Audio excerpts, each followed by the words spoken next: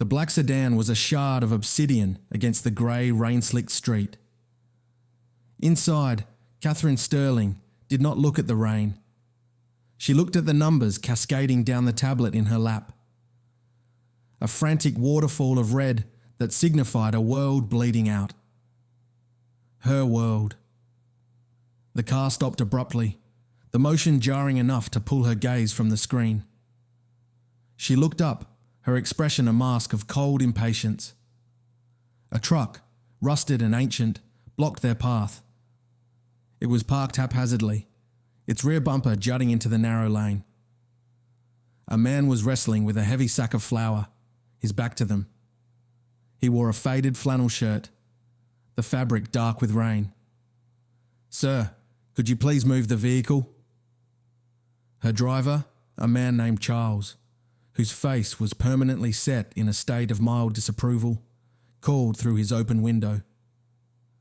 The man with the flour sack didn't seem to hear. He heaved it onto a dolly with a grunt, his focus absolute. Catherine's jaw tightened. Every second was a hemorrhage. The numbers on her screen were not merely figures.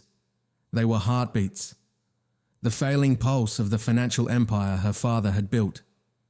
"Charles," she said, her voice low and sharp, a piece of chipped ice. "Handle it." Charles got out, the expensive fabric of his suit immediately darkening in the persistent drizzle.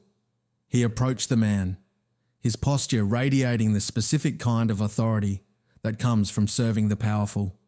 Catherine watched the exchange, her mind already 3 steps ahead, calculating the time lost, the opportunities missed. She saw the man finally turn.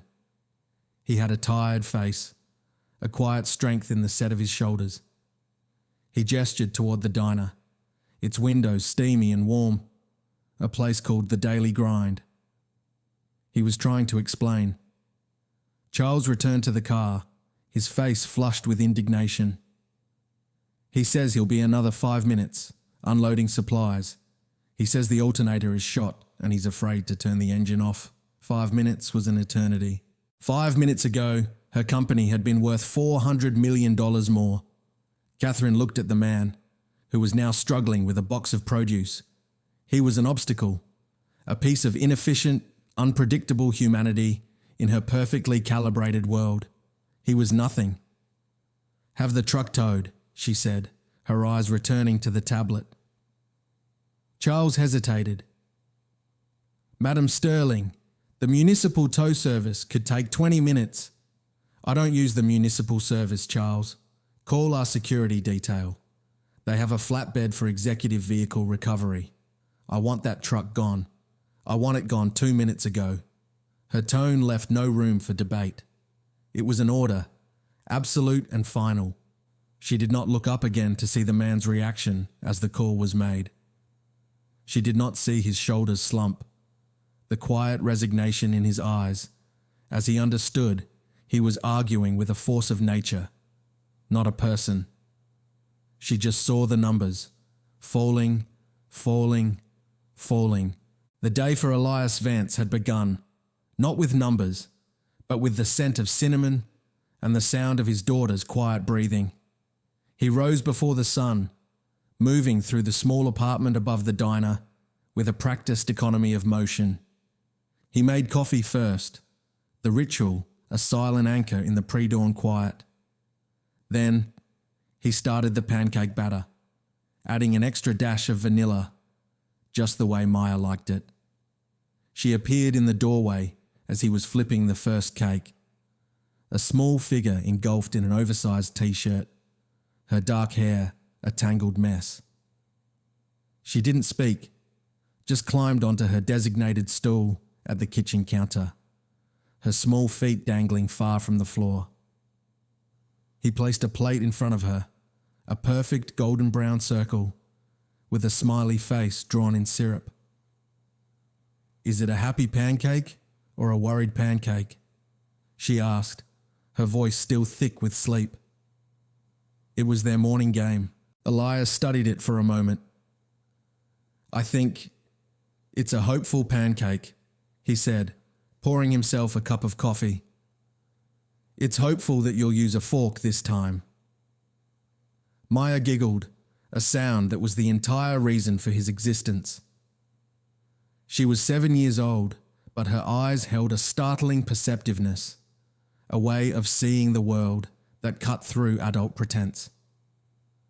She was the center of his universe, the fixed point around which his broken life revolved. Their life was simple, bordered by the four walls of the diner and the small two-bedroom apartment above it. It was a life built from the ashes of another, a life he had chosen deliberately for its lack of complexity.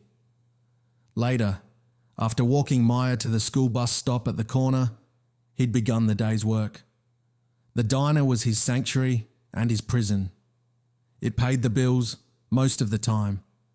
It kept his hands busy and his mind quiet. The worn linoleum floors, the cracked red vinyl of the booths, the steady hum of the ancient refrigerator. These were the components of his reality now. He preferred the tangible problems of a leaky faucet or a late vegetable delivery to the abstract crises of his past. That morning, while wiping down the counter, his phone had buzzed. The name on the screen was Julian Croft, a ghost from his former life. He had let it go to voicemail, the same way he had for the last 8 years. Julian would leave a message, a familiar mix of concern and frustration. "Elias, call me. People are asking. They still talk about you. It's a waste, man. A goddamn waste." He had erased the message without listening, the words already etched into his memory.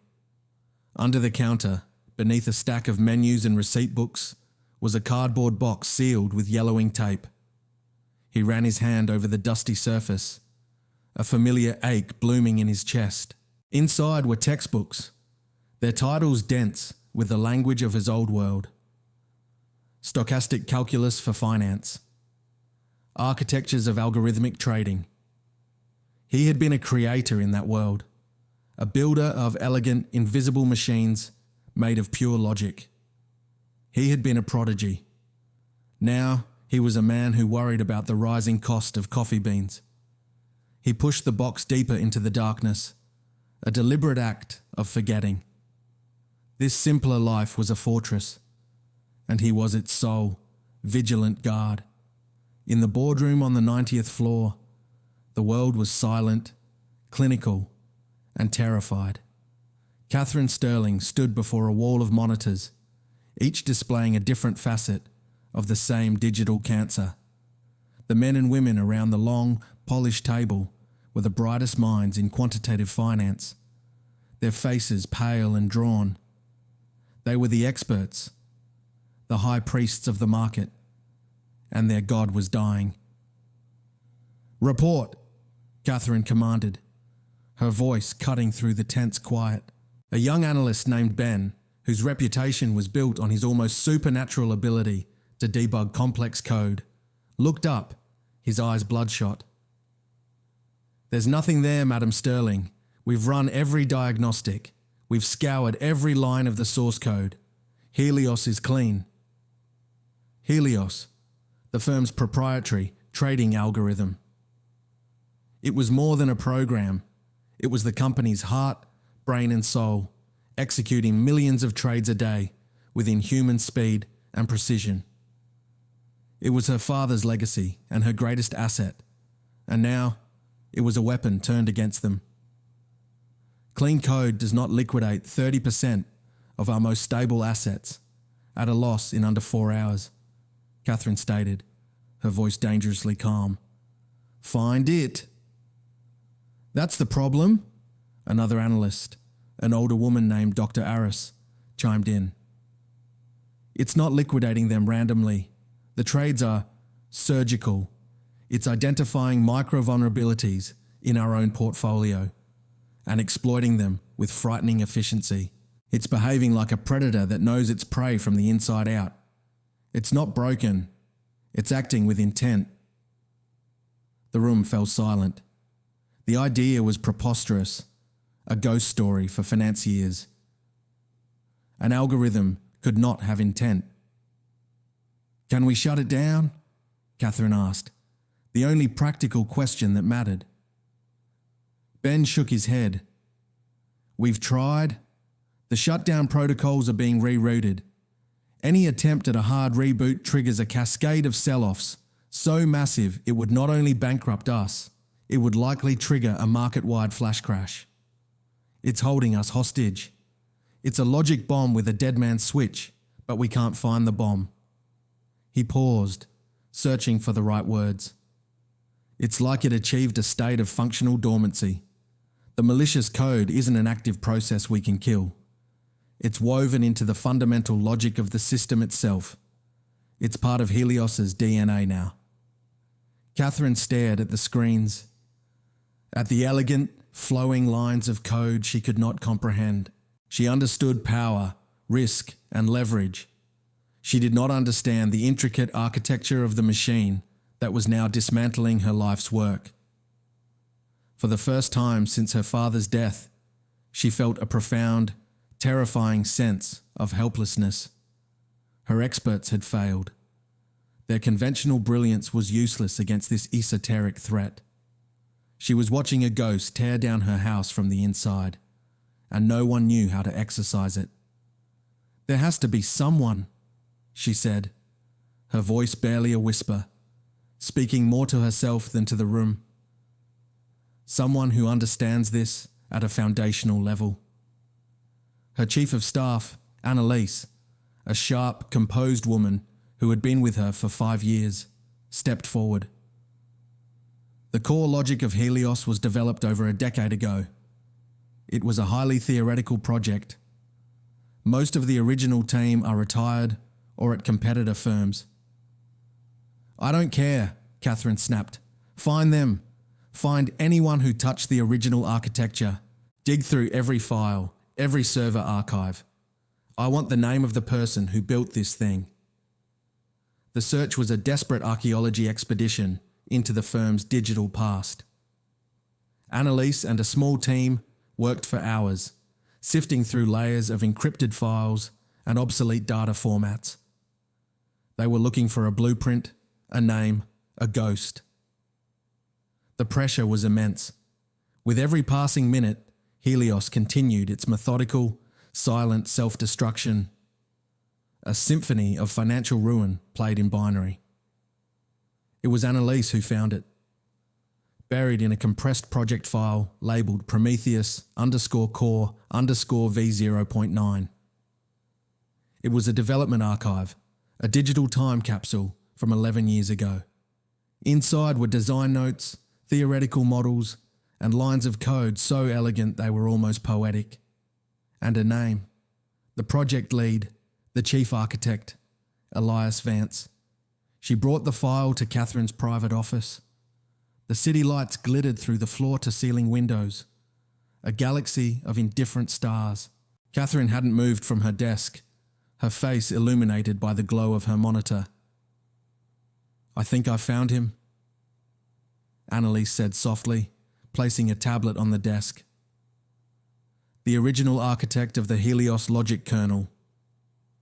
He was considered a prodigy, published 2 papers on self-correcting algorithmic architecture before he was 25.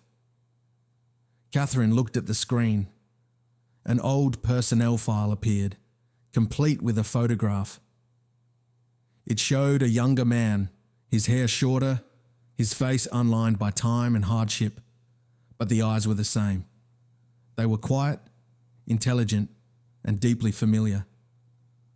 Her breath caught in her throat. It was the man from the diner. The man with the flour sack and the broken down truck. The man whose day, whose livelihood, she had dismissed with a single, callous command.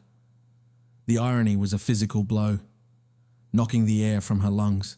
The key to her salvation, the one person on earth who could save her, was the insignificant man whose truck was at that very moment sitting in an impound lot, all because she couldn't be bothered to wait 5 minutes. Her face went pale, the mask of command crumbling to reveal the raw, stunned horror beneath. He wasn't just a ghost from her company's past. He was a ghost from her own. The past rushed back at her, a flood she had spent a decade building dams against. 11 years ago, Sterling Thorne was just Sterling and Associates, and it was her father's company. She was 24, a recent MBA graduate, working as a glorified intern to learn the business from the ground up, and he was there, Elias Vance. He was her uncle Marcus Thorne's protege, a quiet, brilliant analyst plucked from academia who was building something revolutionary in the firm's research division. She remembered him not in boardrooms, but in the break room after hours, sketching complex formulas on a napkin as he tried to explain his ideas to her. He spoke of algorithms not as tools for profit, but as living systems, capable of elegance and a strange kind of beauty. He was intense, but gentle. There had been a connection, a quiet, unspoken thing that grew in stolen moments and late-night conversations over stale coffee. It was the beginning of something she hadn't let herself name. Then came the catastrophe. The Helios project, which had been his life's work, suffered a catastrophic failure during its final simulation. A flaw in the code created a feedback loop that, in the test environment, wiped out 90% of the simulated capital in 7 minutes. It was a digital apocalypse. Her uncle Marcus, his face a mask of grave disappointment, had presented the board with the post-mortem. He was the seasoned veteran, the trusted partner. He explained, with charts and technical jargon that no one else could fully follow, that the failure was due to a reckless, unauthorized risk parameter embedded by Elias. He painted a picture of a brilliant but arrogant young man who had pushed the system too far, too fast, blinded by ambition. The evidence seemed irrefutable, a complex web of falsified logs and misrepresented data that Marcus had expertly woven. Her father, a man already weakened by the illness that would soon take his life, had trusted his partner. He trusted his brother-in-law. Elias was called into the office. Catherine had watched from a distance as he emerged, his face ashen. He was fired, his career in ruins, his name tarnished with the stain of catastrophic failure. She too had believed the lie, consumed by her father's declining health and swayed by her uncle's confident assertions. She had accepted the narrative. When Elias tried to call her, she didn't answer. When he sent an email, a desperate plea to explain, she had deleted it without reading. In her grief and confusion, she had chosen the familiar comfort of her family's judgment over the quiet truth she'd once seen in his eyes. The betrayal, she now realized with a sickening lurch, had not just been his. It had also been hers. Elias had simply vanished after that. The world of high finance was small, but he had managed to fall off its edge completely. She had hardened herself in the years that followed. She took over the company after her father's death, partnered with Marcus to rebrand it as Sterling Thorne, and drove it to unprecedented heights of success. The cold, ruthless CEO was a persona she had carefully constructed, a suit of armor to protect the girl who had been so easily fooled, the girl who had failed to trust her own heart. The diner, the child, the worn flannel shirt, it was all a testament to the life he had been forced into, a life built in the crater she had helped create. The ghost in her machine had a name, and she had known it all along. Finding him was easy. Annalise, with her quiet efficiency, had his address and the diner's location within minutes. Getting him to speak to her was another matter entirely. Catherine drove herself this time. The black sedan felt alien and ostentatious as she parked it across the street from the daily grind. The rain had returned, a steady, weeping curtain that blurred the city lights. The diner's sign flickered, one of the letters dark. Inside, a single light burned over the counter. Through the rain-streaked window, she could see him. He was mopping the floor, his movements slow and methodical. She took a deep breath, the cold air stinging her lungs, and got out of the car. The click of her heels on the wet pavement sounded unnervingly loud in the deserted street. She pushed open the diner door. A small bell chimed, a sound from another era. Elias looked up, his expression unreadable. He did not seem surprised to see her. He simply leaned the mop against the counter and waited, his silence a wall she would have to breach. "Elias," she began, her voice sounding strange and formal in the homey space. "We need to talk." "I think we're done talking," he said, his voice quiet but firm. "My truck is at the city impound on 3rd Street. It will cost me $300 to get it back. Money I don't have. I believe your driver has my contact information for the invoice." The casual cruelty of her earlier actions hung in the air between them, a toxic fog. I will handle that. That's not why I'm here." He picked up a rag and began wiping down the stainless steel counter, his focus entirely on the task. "Then why are you here, Catherine? Did you come to inspect the rest of my assets before you have them towed away?" The barb hit its mark. "I need your help," she said, forcing the words out. It was an admission she had not made to anyone in years. He stopped wiping, but didn't look at her. "You need a mechanic for your machine. I'm a cook." "Please, Elias," she said, her voice cracking slightly. She hated the sound of it, the weakness. "Helios, something is wrong with it. No one can figure it out. It's destroying the firm." He finally turned to face her, and for the first time, she saw a flicker of something in his eyes. It wasn't anger. It was a deep, ancient weariness. "And why would I care about that?" "I'll pay you," she said quickly, falling back on the only tool she knew. "Whatever you want. Name a price. 7 figures. 8. Just to look at it." A sad, bitter smile touched his lips. "You still think everything has a price tag. You bought your uncle's story a decade ago. I'm sure it was very convincing. Is he still telling it?" The mention of Marcos jolted her. The pieces began to click into place, forming a picture of a betrayal so deep and calculated it made her feel ill. "What are you talking about?" From a booth in the corner, a small voice piped up. "Daddy, who is the sad lady?" Catherine turned.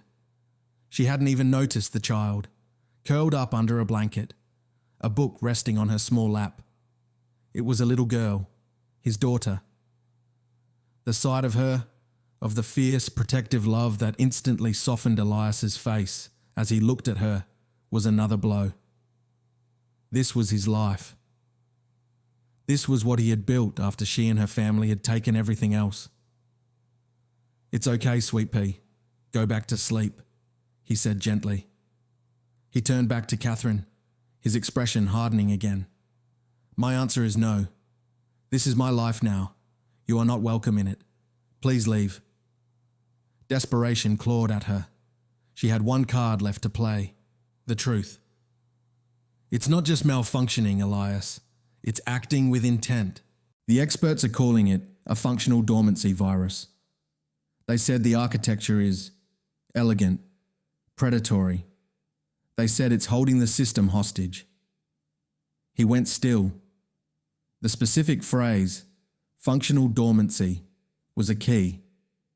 It was a theoretical concept he had discussed with only one person, in long, late-night sessions fueled by coffee and ambition. A concept he had shared with his mentor, Marcus. He looked at Catherine, truly looked at her, and saw past the power and the wealth to the terrified woman beneath. He wasn't doing it for her. He wasn't doing it for the money. He was doing it because someone had taken his beautiful, elegant machine and turned it into a weapon. It was a matter of integrity, a desecration of his art. "Get out," he said, his voice low. "Wait in your car. Give me your secure access credentials. I'll look at your ghost." He worked from a small, cluttered office in the back of the diner. An old laptop sat on a desk, buried in invoices and supply catalogues. Catherine had emailed the encrypted credentials, and he logged into the Sterling Thorn mainframe. The system that had once been his home now felt like a foreign country, but he still spoke the language. He didn't look for a virus, he looked for a signature.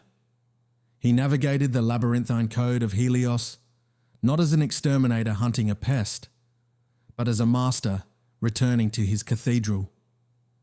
He saw the beauty of his own design, the complex interlocking symmetries. And then he saw the flaw. It was a tiny, almost imperceptible imperfection, a single dissonant chord in a grand symphony. A back door. It wasn't a virus that had been inserted. It was a dormant protocol he himself had designed, a failsafe. But it had been corrupted, twisted. The activation key was complex, but he recognized the style, the specific digital fingerprint of the programmer who had altered it. It was the way a student mimics a master, close, but not perfect. It was Marcus Thorne's digital handwriting. He knew instantly what it was. It wasn't a logic bomb meant to destroy the company in one blast. It was a siphon. For years, Marcus had been using this back door to execute microtrades, bleeding fractions of a cent from millions of transactions, funneling the money into untraceable accounts. A slow, methodical theft on a colossal scale. The current crisis wasn't a malfunction. It was the final act. Marcus was triggering the kill protocol now to crash the company, drive its stock to zero, and then buy the bones for pennies on the dollar with the very money he had stolen from it. He picked up his phone and called Catherine. She answered on the first ring. "It's not a ghost," he said, his voice flat. "It's your uncle. He's been robbing you blind for a decade. This is just him burning down the building to hide the evidence. The confrontation was not in a rain-swept street, but in the sterile, soundproof boardroom on the 90th floor." Catherine laid out the evidence Annalise had compiled based on Elias's information. A clear, damning trail of data that led directly to Marcus Thorne. Her uncle sat opposite her, his face aging a decade in a matter of minutes as the truth was revealed. There was no shouting, no dramatic denial. There was only the quiet, cold finality of exposure. Security escorted him from the building. A king quietly deposed from his own kingdom. The crisis was averted. The kill protocol was disarmed. The money was gone, but the company would survive. Yet Catherine felt no victory. She felt hollowed out, the foundations of her life revealed to be nothing but lies. She found herself back at the diner. The rain was falling harder now, a torrential downpour that washed the city clean. She didn't know why she was there. She just knew she couldn't be anywhere else. The stress, the betrayal, the grief of the last 24 hours crested over her in a tidal wave. Her legs gave out, and she collapsed to her knees on the wet pavement just outside the diner's door, the icy rain soaking her expensive coat as she finally, utterly, broke. The door opened. Elias stood there, looking down at her, a dark silhouette against the warm light. He didn't say a word. He simply reached down, took her arm, and gently pulled her to her feet. He led her inside, out of the storm, and sat her down in one of the worn vinyl booths. He wrapped a thick, dry dish towel around her shoulders. It smelled of bleach and coffee. From the corner booth, The little girl, Maya, watched with wide, serious eyes. She saw the great and powerful Catherine Sterling, the woman who commanded armies of traders and moved global markets, huddled and shivering and crying like a lost child. Maya slid out of her booth, her bare feet silent on the linoleum. She walked over to Catherine, holding a small, well-loved teddy bear with one button eye. She held it out. Catherine looked from the girl's earnest face to the offered toy. This simple, profound act of innocent kindness shattered the last of her defences. She took the bear, her hand trembling, and pulled it to her chest, a strangled sob escaping her lips. She wept for her father, for the years she had lost, for the man she had wronged, and for the woman she had become. Elias sat down opposite her, a mug of hot coffee in his hands. He pushed it across the table toward her. He didn't offer empty reassurances or platitudes. He just sat with her in the quiet of his diner, the only sound the rhythmic drumming of the rain against the windows. The storm outside raged, but inside, for the first time in a long time, there was a fragile peace. After a long while, her tears subsided. She looked at him, her eyes red and raw. "Why did you leave?" she asked, the question that had been a ghost in her own heart for 10 years. "Why didn't you fight it? Why didn't you make me listen?" Elias looked at her, his gaze steady, holding all the weight of their shared and broken past. "You never asked me to stay," he said. The words were simple, quiet, and devastatingly true. They hung in the air between them, not as an ending, but as the painful, long overdue beginning of a conversation that might finally start to heal them both.